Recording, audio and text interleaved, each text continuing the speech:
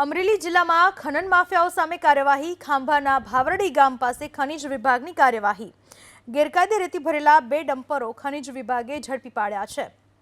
ભાવરડી ગામ પાસે ખાણ ખનીજ વિભાગે કાર્યવાહી હાથ ધરી છે। ગેરકાયદેસર રેતી ખનન કરવામાં આવતું હતું ત્યારે 2 ડમ્પરો ઝડપી પાડવામાં આવ્યા।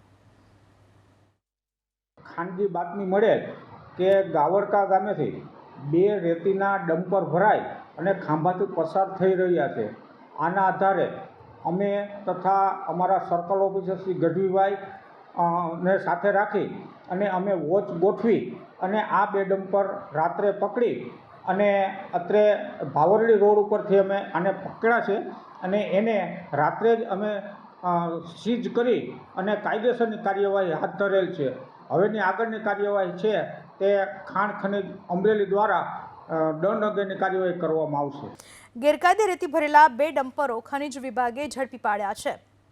ભાવરડી ગામ પાસે ખાણ ખનીજ વિભાગે કાર્યવાહી હાથ ધરી છે। ગેરકાયદેસર રેતી ખનન કરવામાં આવતું હતું ત્યારે 2 ડમ્પરો ઝડપી પાડવામાં આવ્યા।